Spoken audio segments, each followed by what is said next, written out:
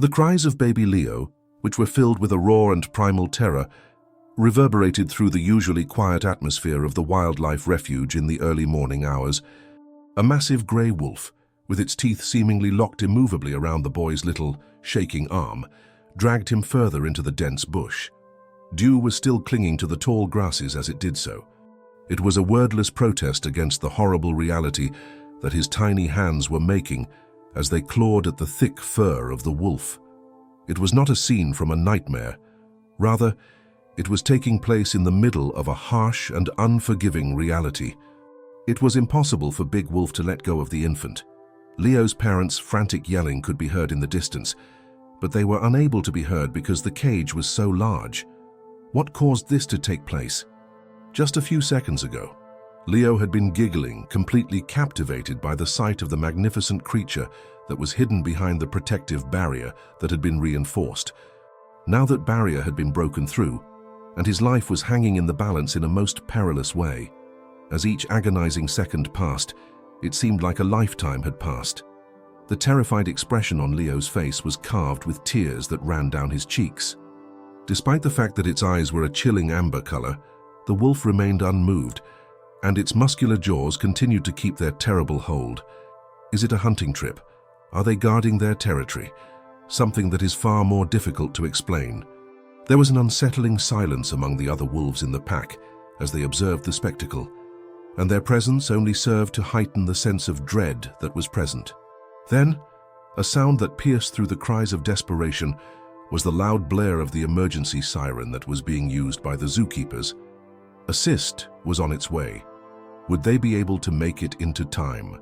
Do you think it would be possible for anyone to free the infant from the wild animal's stronghold on them?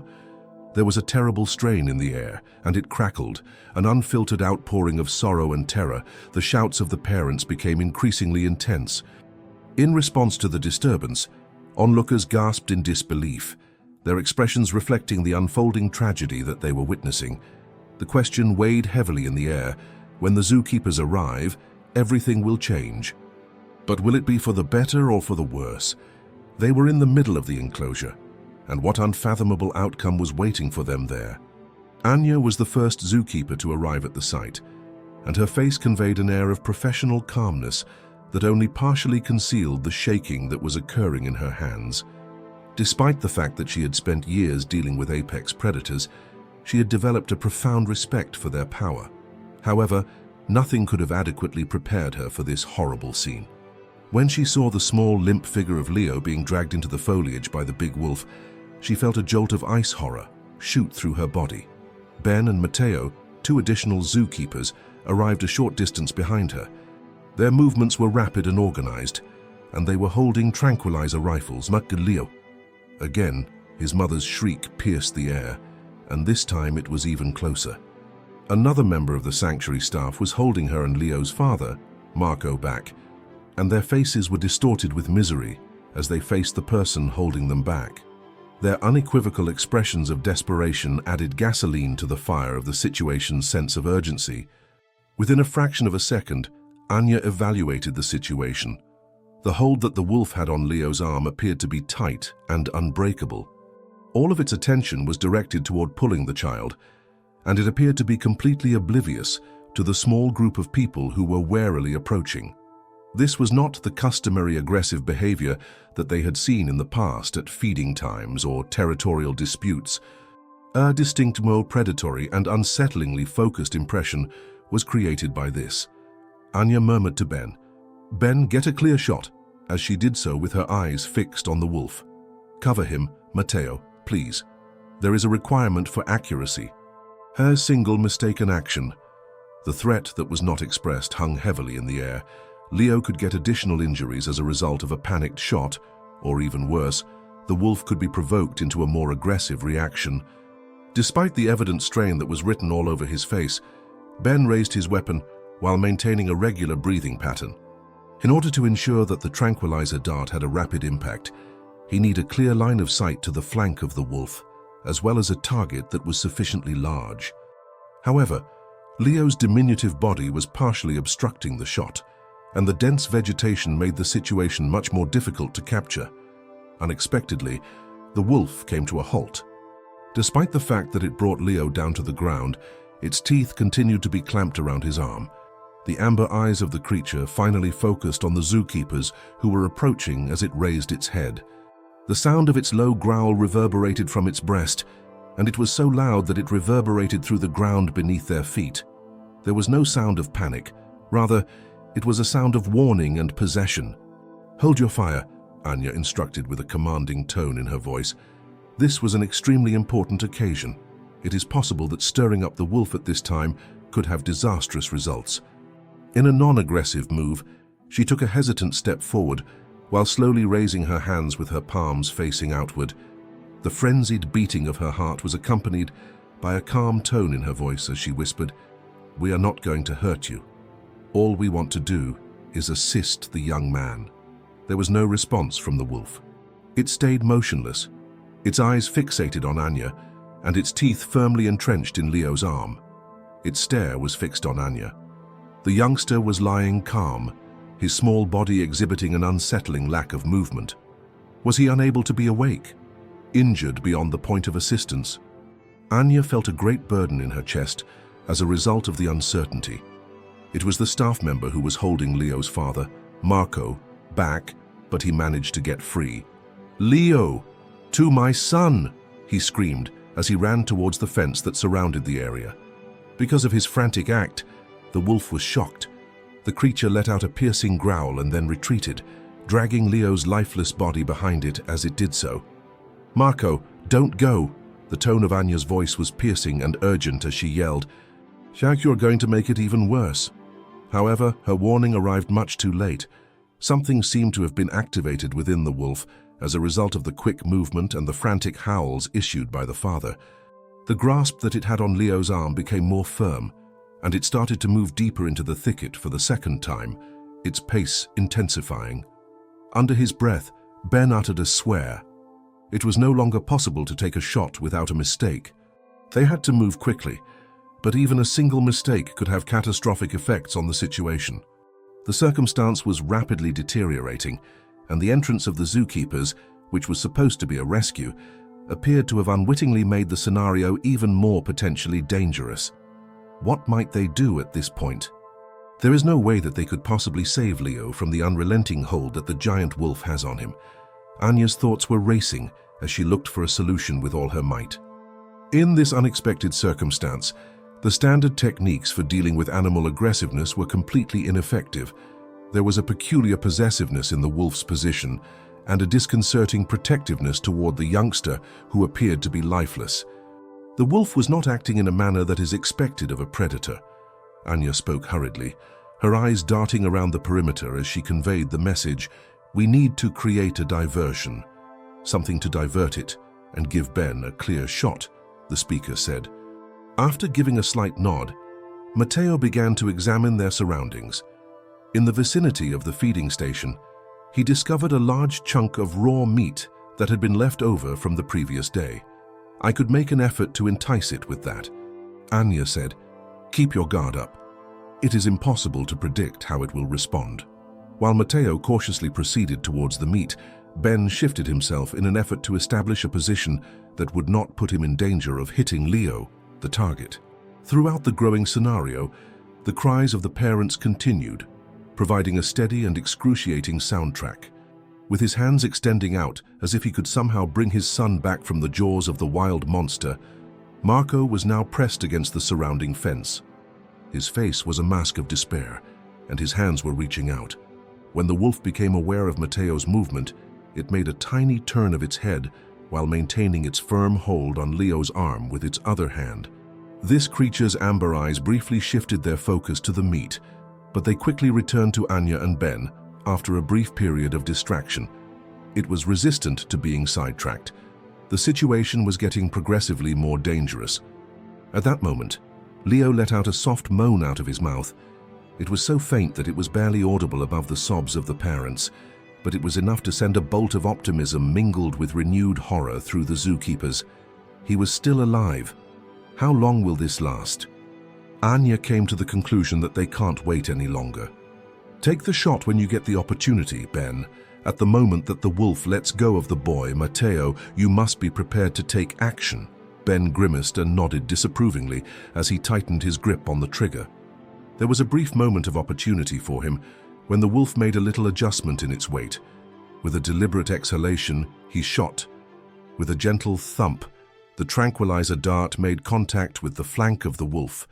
A deep growl rumbled in the animal's breast as it had a flinching expression. Nevertheless, it did not detach Leo. Instead, it appeared to tighten its hold even further, and it started moving once more, this time deeper into the thick vegetation, pulling the child's small body behind it. "I can't believe it," Ben muttered an expletive under his breath. The shot ought to have had a more immediate impact on the situation. With a gloomy expression, Matteo stated, "The dosage might be too low for its size. Either that, or it has not yet taken effect." Another wave of desperation washed over Anya. They were squandering valuable time there. One more time, Leo's whimpers had stopped, and in their place was an unsettling silence. She was aware that they needed to take a more significant risk. The tone of her voice was forceful as she announced, "I'm going in." "No, Anya." "Absolutely insanity." Ben voiced his outrage.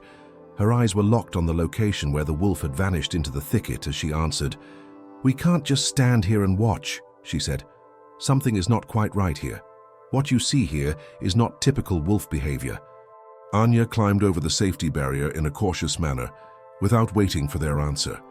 She was getting closer and closer to the unpredictable and dangerous animal with each step that she took, and her heart was pounding in her chest.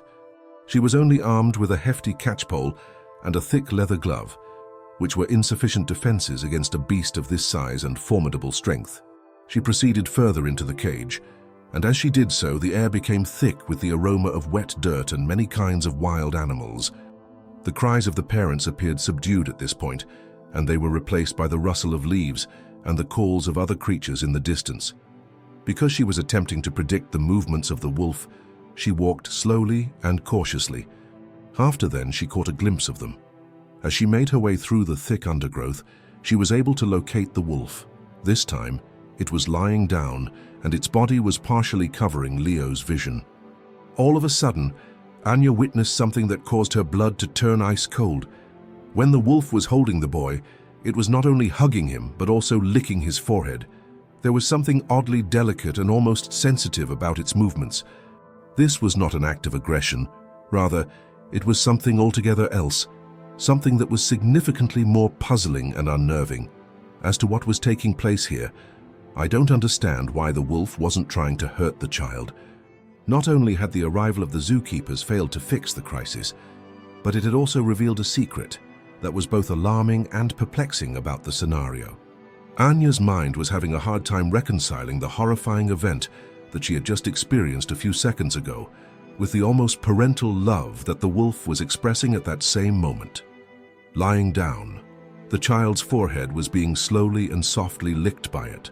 This was not the behavior of a predator who did not intend to cause harm. Something was going on. Her senses were on high alert as she got closer, and she held the catchpole in her hands in a rather loose manner. As she was able to see more clearly, she became aware of something else, something that caused her to feel a tightness in her throat and a hold in her breath. The area on Leo's arm, where the wolf's jaws had been, was completely free of any obvious wounds. There is no blood. It appeared as though the wolf had been holding him with a surprise kindness, despite the fact that he had initially appeared to be fearsome. Only minor indentations were found on his skin. Anya's heart was filled with a persistent terror, and confusion fought against it. How did things come to be? If the wolf was not going to cause any harm to the youngster, then why did it end up taking him? After that, Leo began to stir. As he peered around, his eyelids began to flutter open, and his gaze became blurry and unfocused. In no way did he shout. He did not shed any tears. Rather than that, his eyes, which were wide and innocent, were fixed on the face of the wolf.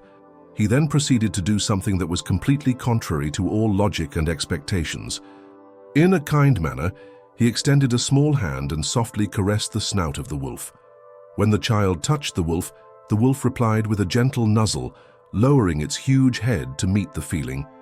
A low rumbling sound came from its chest. a sound that was less of a growl and more of a purr than a roar. Anyone could hardly believe what she was seeing. There was no hostage scenario at this time.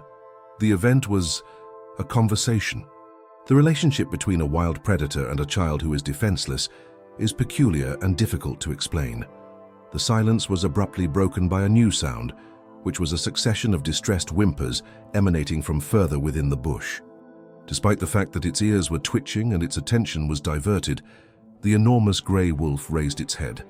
After looking back at Leo and giving him a gentle prod with its nose, it rose up and went away, further into the thicket, with its focus fixed on something that was not visible to Anya. Anya was completely taken aback by this transformation. Although Leo continued to lie on the ground, his eyes continued to follow the wolf as it left. He did not appear to be afraid. Concerned, he appeared to be. In response to this peculiar change of events, Anya hurried forward, temporarily forgetting her trepidation in favor of her excitement. She crouched down next to Leo and gently examined him for any signs of injury with her hands. Only a few scrapes from the foliage and a few faint marks on his arm were the only signs of injury that he appeared to have sustained. "Leo, how are you doing?" she inquired in a low voice, her voice quivering even little.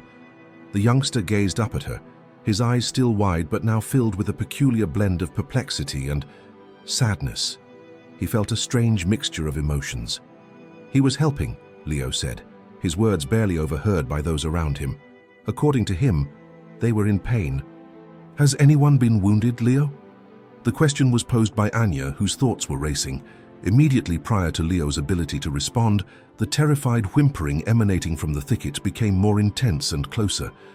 After that, another wolf emerged, hobbling heavily, with its leg trapped in what appeared to be a clumsy trap made of rust. Following closely behind it were two further, smaller wolf cubs, whose whimpers were laced with dread and despair as they nuzzled their injured dad. All of a sudden, Anya was confronted with the awful reality that she had been living with. There was no attack on Leo by the large wolf. It had left him in need of assistance. It had acknowledged in some way that the diminutive human being was a potential source of assistance for its family that had been damaged. An act of desperation, a primordial appeal for rescue, had been the original horrifying scene that had occurred. The advent of the zookeepers, armed with tranquilizer guns, had been misunderstood and regarded as a danger to the members of the family who were particularly susceptible. This was not a terrible event. It was a fervent, interspecies appeal for cooperation. And they had come dangerously close to making a terrible mistake. Anya was overcome with a sense of absolute incredulity. Ben could instantly feel the weight of the tranquilizer gun in his hands, which was a sign of their near-fatal error in judgment. His face was marked with a mixture of shock and great relief as he carefully lowered it below his shoulders. As Mateo took in the scene of the injured wolf and her sobbing cubs, he remained motionless, the chunk of meat still in his outstretched palm. His eyes were wide with shock as he took in the scene. The mother of Marco and Leo, who had been on the edge of extreme hysteria, became completely silent, and their expressions changed from one of full dread to one of complete and utter astonishment. They were attempting to make sense of the bizarre scene that was taking on in front of them as they gazed through the fence. The enormous wolf that had taken their son was now comforting its injured mate. Their son had not been hurt in the incident. Anya approached the injured wolf with caution, while speaking in a quiet voice that managed to be comforting. She mumbled, "It's okay," to the animal, even though she was aware that it was unable to comprehend what she was saying. "Saitsu, we are not going to cause you any harm." The wolf that had been hurt whimpered gently, its eyes displaying a mixture of fear and anguish. Once it had tightened around its leg, the trap, which was a rudimentary snare fashioned of thick wire, had sliced deep into the flesh of the animal. The two little cubs were cuddled together, their bodies shaking as they were so close to their mother. Anya's pants were pulled gently by Leo, who had been calmly monitoring the scene up until that point. "Is it possible for us to assist them?" His voice was filled with a childlike care that belied the panic that he must have initially felt, said he, his voice full with concern. Anya gazed down at him, and a lump began to develop in her throat as she did so.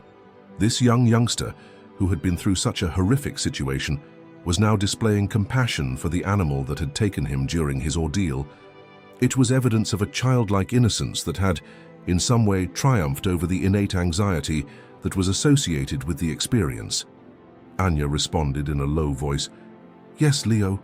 Yes, we are able to assist them." With a voice that was suddenly firm and definite, she turned her attention to Ben and Matteo. "We have to get the veterinarian here as soon as possible. Additionally, pack the first aid equipment for animals." Ben gave a short nod, the tension that had been present earlier being replaced with a focused urgency. Despite the fact that his voice was still tinged with astonishment, he radioed for the veterinarian to come and assess the issue. Matteo made a hasty effort to procure the necessary medical supplies. In the time that they were waiting for the veterinarian to come, Anya kept a close eye on the large grey wolf, who was the one that had abducted Leo. It continued to stay near to its injured partner and cubs, although its original apprehension about the humans appeared to have been replaced by a cautious trust in them. Even though it was paying close attention to Anya's movements, it did not exhibit any symptoms of aggressiveness. The relief that Marco and his wife felt as they hurried to embrace Leo was obvious on their faces when they were finally allowed to enter the enclosure. While they were embracing him closely, tears were flowing down their faces, and they spoke words of love and appreciation to him. Leo, who was unusually calm, described his experience using straightforward language. He elaborated by saying, "The wolf was sad. He demonstrated to me that his companion was in pain." After the entrance of the veterinarian Dr. Evans, there was a revitalized feeling of purpose in the environment. He made a speedy and accurate assessment of the injured wolf, his face being one of solemnity. "This trap has been in this location for quite some time. It is a severe infection in the leg." Dr. Evans and the zookeepers were able to successfully remove the trap and sedate the injured wolf by doing their work with great care. The process was delicate and tense, with the large grey wolf keeping a fixed look on these individuals as they went about their business. The cubs seemed to be in a state of anxiety as they nuzzled their mother's side. The extent of the harm became apparent once the trap was removed from the victim. The leg of the wolf was seriously infected and painfully swollen, necessitating immediate and intensive medical attention. An expression of profound comprehension appeared in Anya's eyes as she gazed upon the large grey wolf. Desperation and a primordial need to protect its family were the driving forces behind its actions. A dreadful risk had been made by it, and it had placed its faith in its own way, in the ability of humans to assist. It was almost a terrible misunderstanding that had occurred as a result of their initial reaction, which was based on fear and routine. The circumstance had undergone a tremendous change, which revealed an intricate and unanticipated dimension of animal intelligence and despair. An additional cause for concern surfaced when Dr. Evans and the zookeepers were providing medical attention to the injured wolf. Anya received a panicked call from another part of the sanctuary, which was sent through her radio. Ben's voice, drawn out with a sense of urgency, was heard. "Anya, we are experiencing an issue. It is a significant one." Earlier this morning, security footage captured a car that matched the description of a well-known animal rights extremist group. The vehicle was seen near the perimeter fence, not too far away from the wolf enclosure. A number of indications point to tampering. Anyone felt a shiver run down her spine. The rudimentary trap that had successfully captured the female wolf was not the typical type that is utilized by the local poachers. This appeared to be a purposeful placement. They have broken inside the sanctuary, have they? Anxiety could be heard in Anya's voice when she asked the question. As a response, Ben stated, "We do not know for sure." The timing, on the other hand, is far too coincidental. Possibly, they are still present on the premises. Despite the fact that they had just started to experience a sense of relief, this news cast a heavy shade over their feelings. There is a possibility that the incident with Leo was not a matter of pure, natural occurrence. It is possible that this crisis was intentionally brought about by someone, either with the intention of making a warped message or of sabotaging the refuge.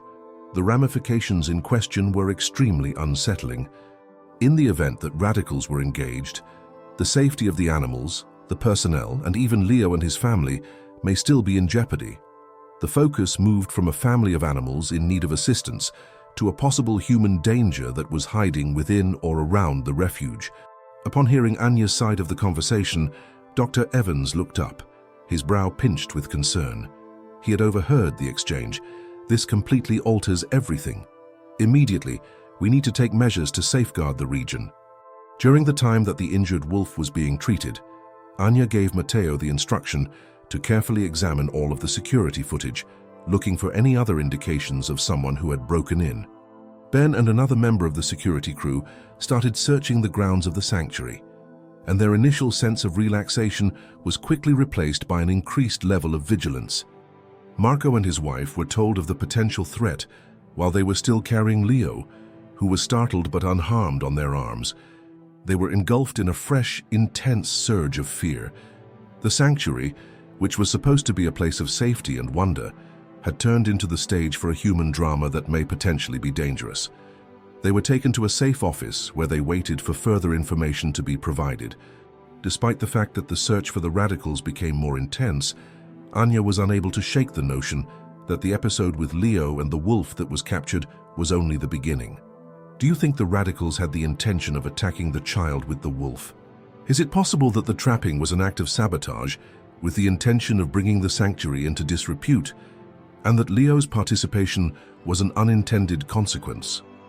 After noticing a change in the manner in which the humans were behaving, the large grey wolf grew increasingly upset. Amber eyes darted frantically around the enclosure as it paced restlessly near its injured partner and wailing cubs. Its eyes were behaving in a disturbed manner. It appeared as though the delicate trust that had started to establish was beginning to break, making way for a primitive anxiety. The unfolding events were given a more sinister tone when it was discovered that radicals might have been involved in one of the incidents. The stakes were raised, and a new element of risk and uncertainty was introduced as a result of this transformation of a natural disaster into a possible criminal operation. The zookeepers were no longer simply rescuing animals. They were now potentially dealing with a hostile human element that had unclear motivations. After having been a safe haven in the past, the sanctuary now felt like a possible battlefield. All individuals were filled with a sense of anxiety as a result of the disclosure of possible involvement from extremists. Anya found herself in a difficult position since she was very concerned about the wolf family. But she also had an urgent need to make sure that the humans, particularly Leo and his parents, were secure. Due to the presence of mistrust, the original emotional connection that she had experienced with the large grey wolf, which was a sense of shared desperation, was now obscured. Could it be that the wolf's behavior, which appeared to be that of a gentle animal, was actually a ploy, an accidental byproduct of a greater, more nefarious plan? Even though they were relieved that Leo was alive, Marco and Sarah, his wife, were snuggled together in the safe office. Their relief was overpowered by a gnawing worry. Sarah had a firm grip on Leo, and her eyes darted towards the entrance with each and every sound. Marco paced restlessly, his initial thankfulness for the zookeepers now tinged with anger at the possibility that someone might have intentionally put his son in danger. He was concerned that someone might have put his son in harm's way. With a tone that was tense and filled with rage, Marco stated, "They need to find whoever did this. It is imperative that they take measures to ensure that something like this never occurs again." Anya was able to comprehend his rage. This frightening occurrence was supposed to take place in the sanctuary, which was supposed to be a secure place, and the idea that human evil could have been responsible for it was quite unnerving. She gave them the assurance that every available resource was being used to locate the individuals responsible for the crime and to ensure that they were safe. During this time, Dr. Evans and his crew never stopped providing medical care to the injured wolf. The anesthesia was beginning to wear off, and the animal was starting to stir, with its whimpers becoming more urgent. Because of its protective instincts, the large grey wolf remained near to the humans, despite the fact that it had previously expressed some anxiety toward them. At the same time that its gentle rumbles were a continual source of comfort, it gently nudged its mate. During this discussion, Anya watched as her internal battle became more intense. The deep, familial connection that existed between the wolves could not be denied. Could it be that an animal that is capable of such tenderness is also a part of a broader narrative that is being manipulated? Although it appeared to be improbable, the evidence of tampering that was found close to the cage could not be disregarded.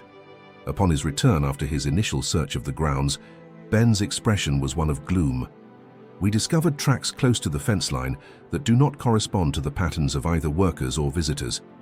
There is also evidence that someone attempted to disable one of the cameras that are located around the perimeter. This substantiated their most horrifying fears. The wolf enclosure has been the subject of a planned attack by someone. In any case, what was their ultimate objective?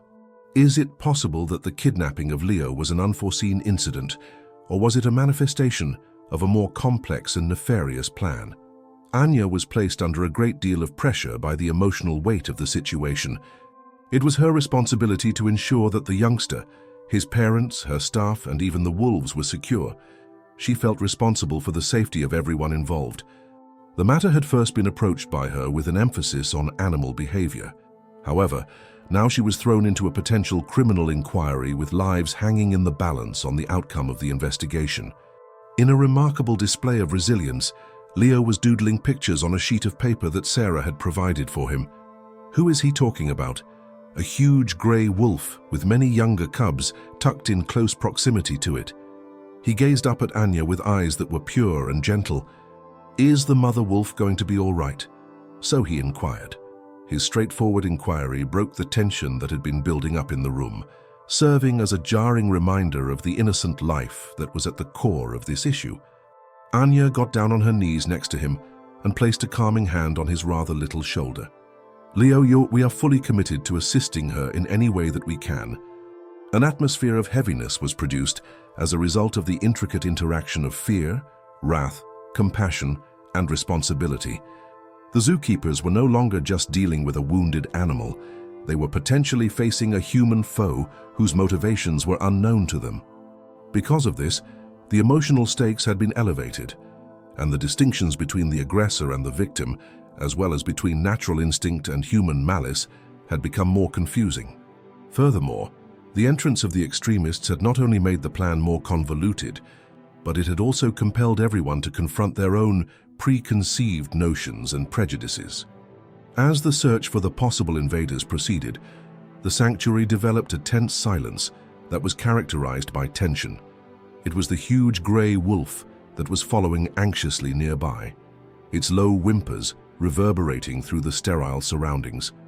The injured wolf had been brought to the veterinary clinic for more intensive treatment, with the intention of receiving more intensive care. The anxiousness that Leo and his parents were experiencing did not go away as they remained in the safe office. After spending a considerable amount of time carefully examining the surveillance film, Matteo came across something that was alarming. A figure that was seen loitering close to the wolf enclosure was seen wearing dark clothing and a hooded jacket. This occurred just prior to the incident that occurred with Leo. The individual could not be identified with absolute certainty. Nonetheless, it was noted that they were setting something close to the boundary of the fence. The object was little and metallic, and it sparkled in the light of the early morning. It is possible that this was the trap that was designed. Nevertheless, there was yet another feature that was much more puzzling. The same figure was heard making a series of low guttural cries in the direction of the wolf enclosure, only moments before Leo broke through the outer barrier, which is a fact that is still being investigated. It was impossible to find any natural animal noises in the calls. There is a possibility that they were some form of signal. If such is the case, to whom or what? With the addition of this new piece of information, the event was given an additional layer of intentional manipulation. It gave the impression that the radicals were not only attempting to destroy the sanctuary, it was possible that they had purposefully planned the encounter that took place between Leo and the wolf themselves. But why is that? What possible benefit could they possibly derive from an action that is both risky and unpredictable? As the sanctuary personnel became increasingly apprehensive, the police were brought in to examine the possible illegal activities that had taken place across the sanctuary. A sense of vulnerability and suspicion had taken its place, which had replaced the sense of security that had been broken.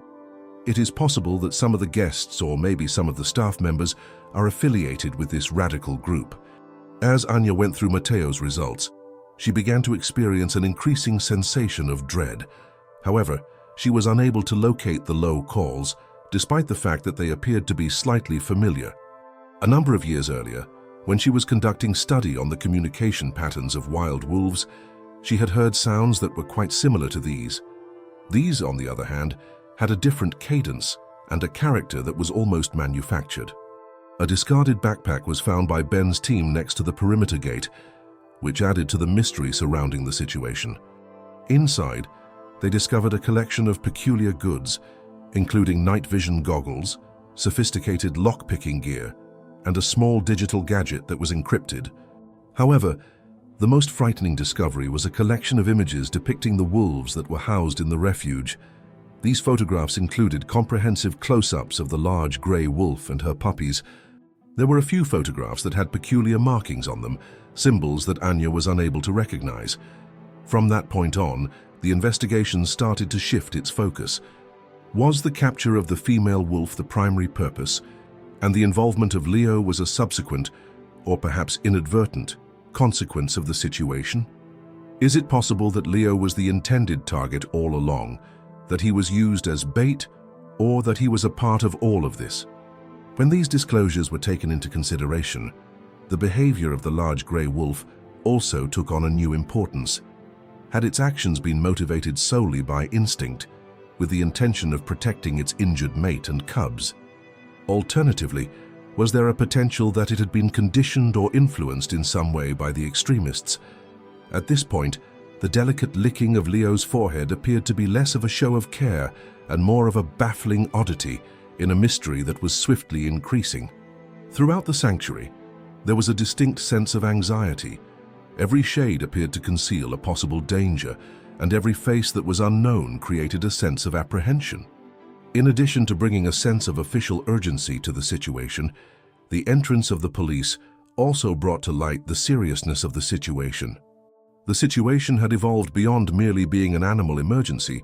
It was now a possible criminal crime that involved a youngster as its focal point.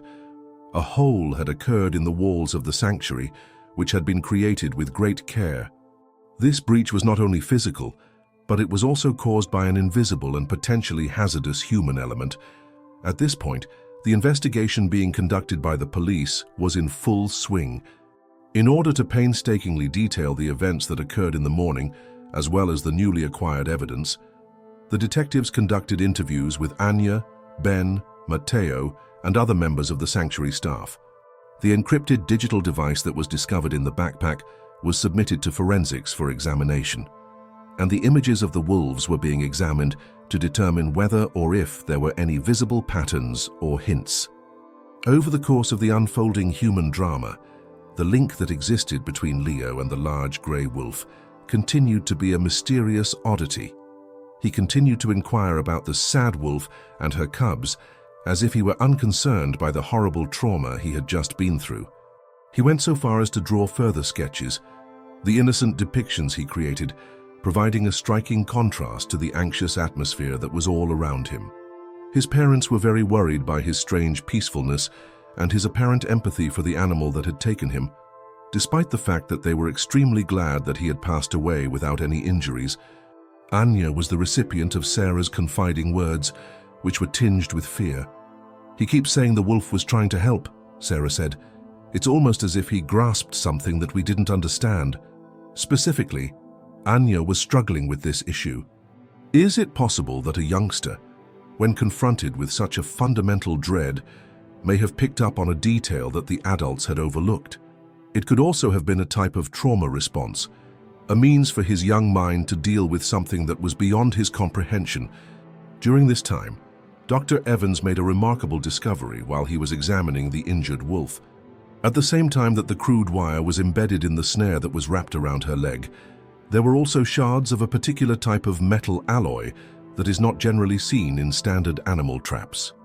It was his suspicion that it could be a component of a more complex mechanism that would set off the event, which further suggested that it was an intentional and planned conduct. This piece of information provided support for the hypothesis that the behavior of the trapping was not random. Someone who possessed unique expertise and resources had purposefully targeted this particular wolf through their actions. But why is that? How exactly did Leo fit into their overall strategy? One of the first clues was revealed by the encrypted device. Forensics was successful in recovering a number of text messages that were sent and received between the device and a burner phone that could not be located. The texts were enigmatic, full of coded language and references to the package about the exchange. One of the messages, which was received just a few hours before the incident, went as follows: "The bait is in position. Get the sequence started."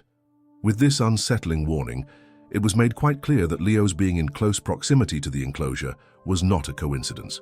It was he who served as the bait, but for what purpose? What was it that the fanatics desired? However, what part did the wolves play in the scheme that they devised? Anya recalled the peculiar noises that Matteo had heard the cloaked figure making in the direction of the wolf enclosure. Is it possible that those were supposed to be signals to the wolves themselves? Would it be feasible that the extremists had conditioned or taught the animals in some way? The idea was extremely unsettling, particularly because it suggested the possibility of a level of manipulation that went well beyond mere sabotage. As the scope of the inquiry expanded, Ben came across a collection of internet posts that were published by a well-known animal rights extremist group. These posts were filled with vehement opposition to the refuge and the procedures it followed. A direct action to reveal the alleged exploitation of the animals was alluded to in the messages, which hinted at its impending arrival. To what extent might this be considered their direct action? In addition, was Leo a pawn in their twisted plan that he was unaware of? Even while the linkages were starting to take shape, it was still extremely difficult to get a complete picture of the situation. It was obvious that the fanatics had something planned, and it appeared that the kidnapping of Leo by the wolf was an important component of their overall strategy. However, the soft-spoken manner in which the large grey wolf interacted with the child presented a paradox that was difficult to understand. Was it responding on its own instincts, or was it in some way operating according to a strategy that had been prearranged? The fact that Leo appeared to have developed an emotional connection with the wolf added yet another degree of complication to a scenario that was already beyond comprehension. The sanctuary, which had been a symbol of conservation in the past, had become the focus of a perilous and complex riddle, with the lives of a child and a family of wolves hanging in the balance in a precarious manner. Utilizing the recovered text messages, as well as the proof of tampering, the law enforcement officials stepped up their search for the extremist group. Roadblocks were placed all around the sanctuary, and they started conducting a thorough search of the area immediately surrounding it. The sanctuary continued to be filled with a distinct undercurrent of anxiety and suspense, which kept the tension at a high level. During this time, Dr. Evans reported that the injured wolf was in stable but critical condition throughout the entire process. She was in need of continuous care, and it was obvious that the stress of the situation was having an effect on the huge grey wolf and her cubs, who continued to be anxious and agitated in the observation area within the vicinity. Anya, as she pieced together the many pieces of evidence, started to formulate a hypothesis that was unsettling. Imagine for a moment that the fanatics had not intended for the wolf to cause harm to Leo. What would happen if their plan was more complex, and they relied on the inherent instincts of the wolf to preserve its territory and its family? It's possible that the bait in their SMS message wasn't meant to be taken as prey, but rather as a source of motivation. She recalled Leo's remarks, which were as follows: he said they were hurt. Could the youngster have reached out to the wolf in any way, or at the very least, sensed the wolf's grief and the injury that it had caused to its mate? In many cases, children showed an amazing ability to discern emotions that adults were unable to recognize. After conducting an investigation on the encrypted device, the forensics team made a significant discovery. They were successful in decrypting a number of files that revealed the radicals' goals and objectives. A spectacular rescue hat was planned by the organization because they believed the sanctuary was mistreating the wolves and wanted to bring the alleged mistreatment to the attention of the world. During the time that they were attempting to break through the enclosure and liberate the wolves, Their plan called for them to use a child, any child who happened to be in the vicinity of the enclosure, as a distraction. This would allow them to attract attention and cause havoc. The trap was most likely designed with the intention of advancing their narrative of the sanctuary's lack of care. It is likely that they had not anticipated the adoption of the infant by the large grey wolf. Unpredictable impulses of the wild animal had thrown their well-set plan into chaos, which had been a source of great frustration for them. On the other hand, there was one more piece of information that was quite unsettling on the device. The extremists had a secondary goal. If they were unsuccessful with their initial plan, they meant to release all of the top predators that were housed in the sanctuary, which would cause widespread panic and further undermine the credibility of the facility.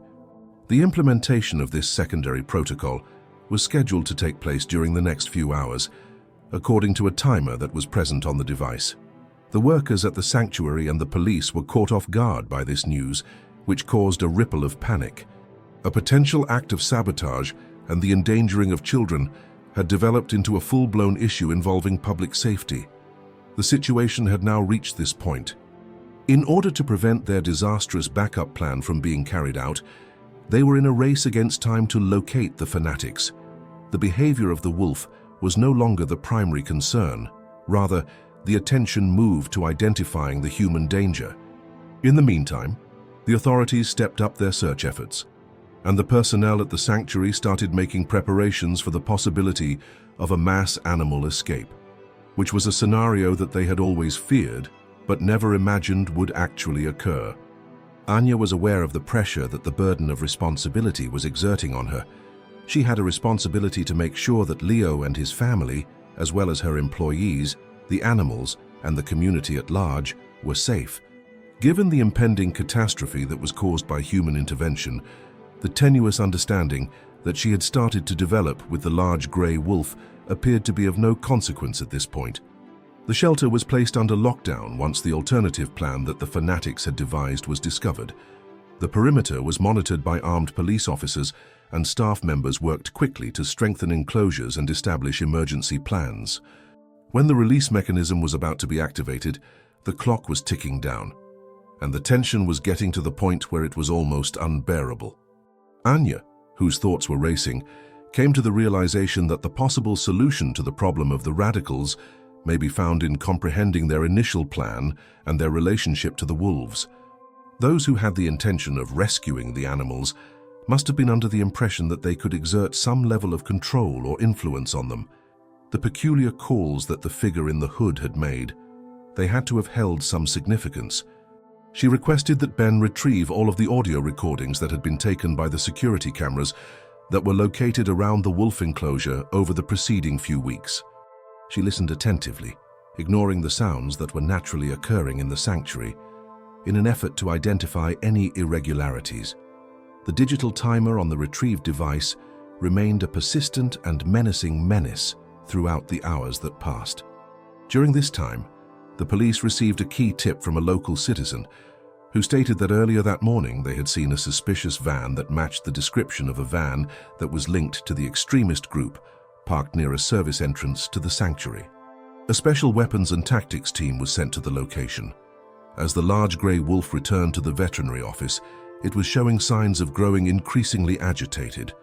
It roamed its enclosure restlessly, its low growls laden with concern as it attempted to make sense of the increased tension and the absence of its partner. As Leo, who had been brought to the clinic by his parents in order to ensure his safety, saw the wolf, he did so with a mixture of interest and concern. While gently pulling on Anya's hand, Leo whispered, "He is concerned about his friend." Anya's thoughts embarked on a fresh train of thought as a result of his straightforward observation. It's possible that the radicals' plan was predicated on taking advantage of the deep familial relationships that the wolves share. There is a possibility that the initial phase was the capture of the female wolf, which was intended to cause the pack to experience distress and make it more receptive to their control. The appearance of Leo, on the other hand, could have been designed to further upset the wolves, thereby generating the turmoil that they desired for their rescue. Ben burst into the clinic at that very moment, his expression frowning. "Anya, we made the discovery. A small group of people has been encircled by the SWAT squad near the entrance to the service area. The security footage provides a description that is consistent with them. There was a brief moment of relief for Anya, but it was fleeting. What precisely is the mechanism for the release? It has not been located by us yet. A remote trigger is required for them to have. It was less than an hour left, according to the countdown that was displayed on the digital device. They were successful in apprehending the fanatics, but the possibility of a large-scale animal escape was still very much a possibility. After looking at the anxious, large grey wolf, Anya turned her gaze to Leo, whose eyes were filled with compassion for the animal they were looking at. Her thoughts started to create a hazardous concept, a desperate gamble based on the peculiar link that seemed to exist between the child and the wolf. She was making this gamble because she was desperate. Anya spoke out in a frantic tone, "Marco, Sarah, I need your assistance." As well as Leo's, she elaborated on her hypothesis, which suggested that the radicals might have manipulated the wolves by employing particular loud noises. In order to try and calm the anxious wolf, and in some way negate any indoctrination that the radicals might have done, she required Leo, who appeared to have a special capacity to communicate with the animal. It was a desperate situation with no assurance that it would be successful, and it was a long shot. The parents, Marco and Sarah, were apprehensive because they were afraid of putting their son in danger once more. On the other hand, the alternative, which was the liberation of potentially lethal predators, was inconceivable. They gave their consent with troubled hearts. In a cautious manner, Anya, Leo, and his parents approached the enclosure that contained the large grey wolf. As it glared at them with a suspicious expression, the wolf let out a low growl. Kneeling next to Leo was Anya.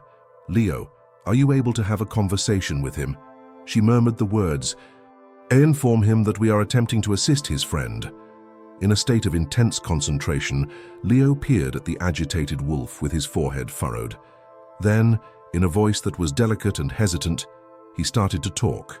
He did not speak in words that the adults could comprehend, but rather in noises that were peaceful and comforting, much like the soft whimpers that he had heard earlier from the wolf. Instantaneously, the result was astounding and immediate. Suddenly, the large grey wolf halted its pacing and its ears began to quiver. Changing its hostile posture, it directed its focus towards Leo and lowered its posture. There was a deep rumbling that came from its breast, a sound that was no longer filled with anxiety, but rather filled with something that was like to curiosity. The fight with the radicals had been successful, but the ultimate and crucial decision, which was to put faith in the unfathomable link that exists between a child and a wild animal, was now being made, and the fate of the sanctuary was hanging in the balance. In the veterinary clinic, there was a palpable sense of both eagerness and hope that permeated the atmosphere. In the direction of the large grey wolf, Leo continued to emit gentle, calming sounds, his small face displaying a serious and focused expression. His parents were standing next to him, and their initial dread was gradually being replaced by a delicate sense of awe as they witnessed the unexpected connection that was taking place in front of their very eyes. Initially frightened and aggressive, the large grey wolf appeared to have become noticeably more calm. The amber eyes of the creature had been locked on Leo as it drew closer to the barrier. It went so far as to let out a quiet whine in response to his delicate vocalizations, a sound that resounded with a profound and fundamental sense of melancholy. When Anya looked at it, her heart was racing. Is it possible that this could actually work? Is it possible that the naive, compassionate nature of a child could help bridge the gap between different animals and neutralize the potentially destructive effect of extremists? Anya's radio suddenly began to buzz with a message that was loud and urgent. It turned out to be the officer in charge of the SWAT unit. "We were successful in locating the trigger device. The van was where it was concealed. At this moment, we are attempting to disarm it. But the timer is beginning to clock down rapidly." A fresh wave of fear spread around the room as a result of the news. They were successful in locating the gadget, but the danger was still very much present. It felt like an eternity that each second passed. Leo extended a small hand towards the wolf, completely ignorant to the fact that the situation had increased in its level of urgency. A response was given by the massive grey wolf, which gently pushed its large head on the barrier where Leo's hand was resting. In that instant, there was a profound connection between them, and a wordless understanding passed between them. At precisely the moment when the voice of the officer reverberated over the radio once more, 10 seconds until detonation. In response, the large grey wolf let out a series of howls that were gentle and musical. Unlike any other violent vocalization that Anya had ever heard from a wolf, the sound was completely unique. There was a sense of calm and reassurance in the sound. After that, there was complete stillness. When the officer finally spoke again, his voice was strained with relief. "We got it done. Disarming the gadget has been completed." The veterinary clinic became filled with a collective sigh of relief as the news broke. Because of this, the imminent danger of a large-scale animal escape has been eliminated. All the same, the strain persisted. Despite the fact that the radicals were taken into custody, very little was known about their reasons for manipulating the wolves or the full scope of their deception. The female wolf that had been hurt started to stir, and her whimpers became increasingly loud. After seeing that she was beginning to wake up, the large grey wolf let out another low howl, which was an obvious appeal for comfort. Leo grinned, a true and innocent smile that had not been seen on his face since the frightening ordeal began. He was watching this reunion, and he smiled from the heart. Anya was aware that the matter was never going to be resolved.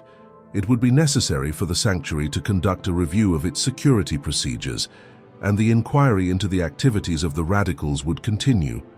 She sensed a ray of hope at that same moment, as she observed the toddler and the wild animal engaging in a delicate connection with one another.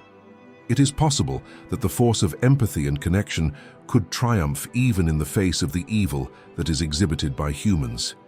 The stage was now prepared for the finale, which would be the point at which the startling and dramatic resolutions would take place. All right, let's move on to the climax, which is where the most intense moment of the story will take place, bringing endings that are both emotional and startling to the numerous threads that we have been following up on.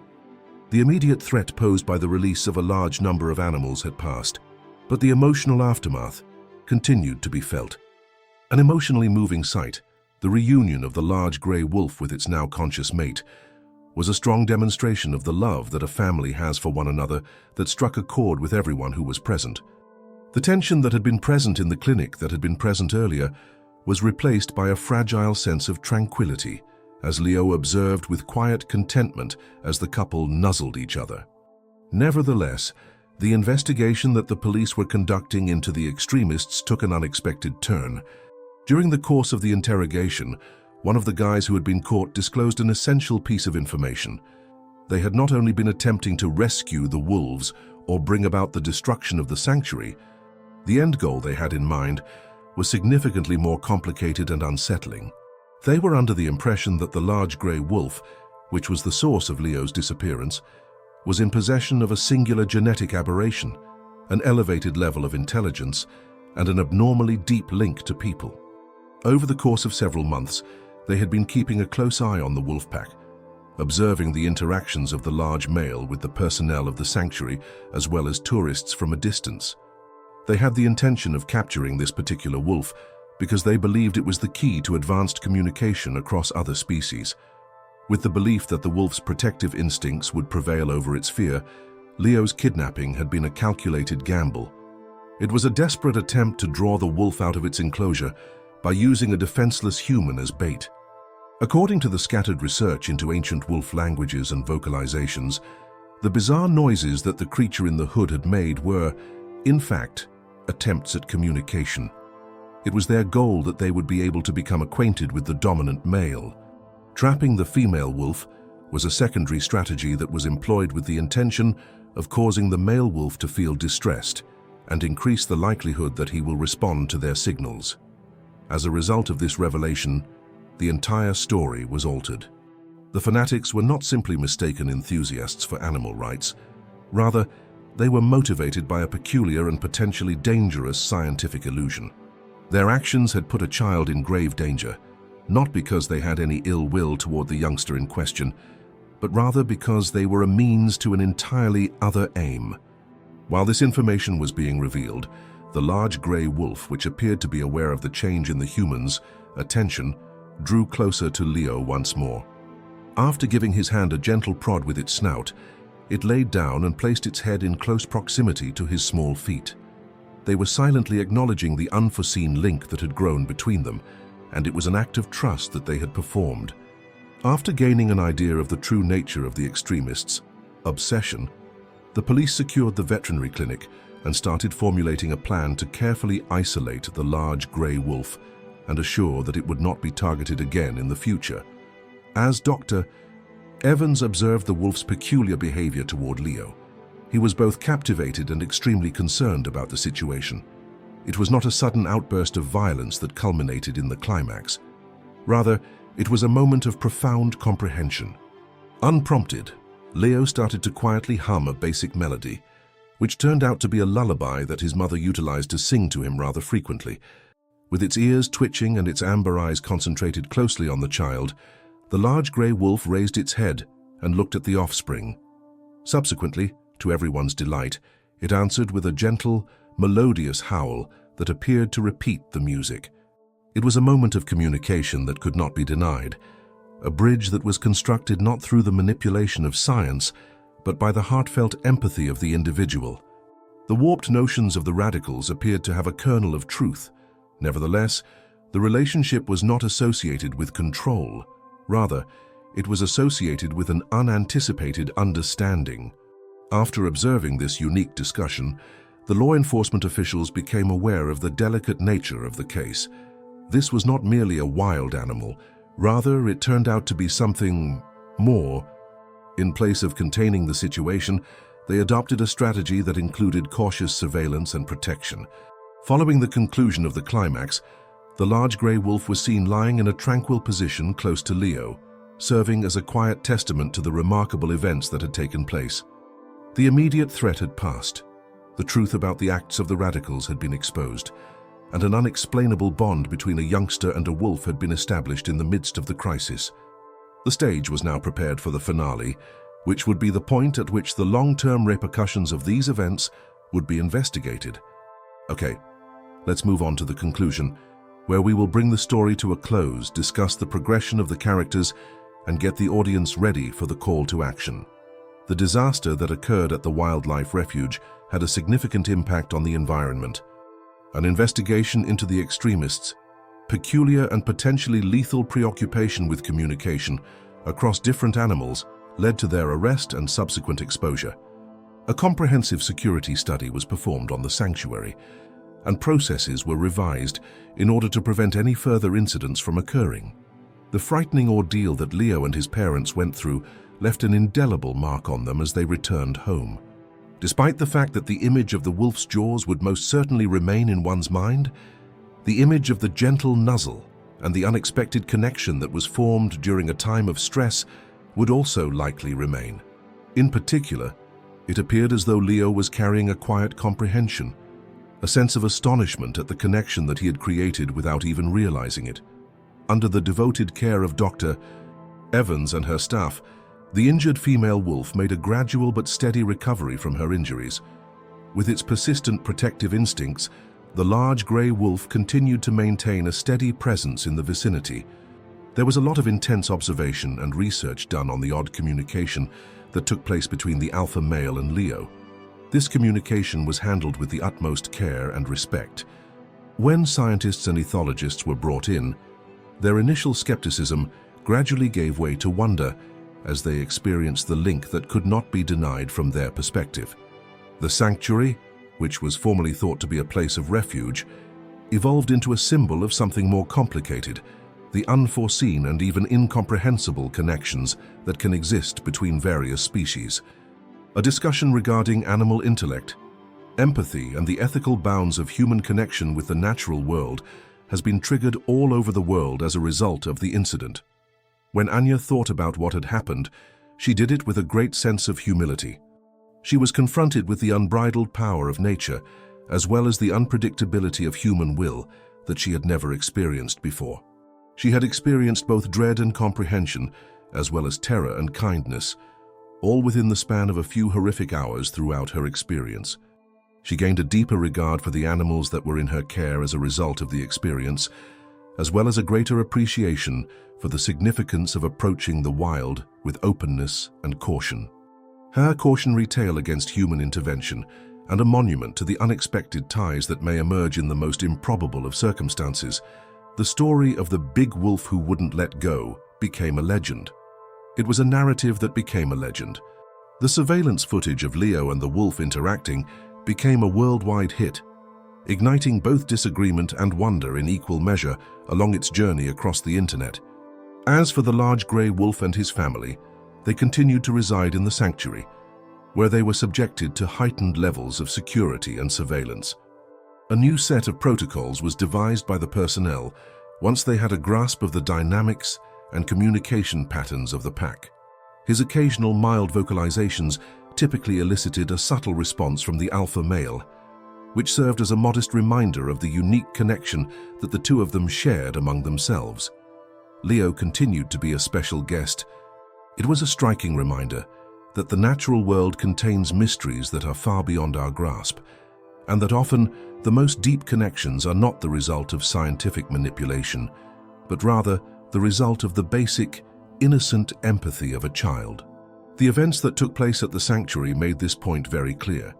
A reminder of the delicate balance that exists between the human and animal worlds is brought to our attention by the wonderful story that you have just witnessed. Even in the face of danger, it is possible for people to form profound bonds with one another, as demonstrated by the courageous actions of little Leo and the unexpected reaction of the large grey sheep. What are your thoughts on what will take place in the future for Leo and the wolves? Will the scientists be able to learn more about their special connection? Give us your thoughts on the matter in the comments section below. In the event that you were enthralled by this true story of bravery, survival, and the power of connection, you should make it a point to subscribe to our channel so that you can enjoy further great stories from outside. Additionally, make sure you don't miss out on our upcoming film, in which we go even further into the scientific principles that underlie animal communication and investigate other remarkable examples of interspecies understanding. To view it right now, click here. We are grateful that you have chosen to accompany us on this emotional journey. Your sense of awe and reverence for the natural world should have been rekindled as a result of this experience. We hope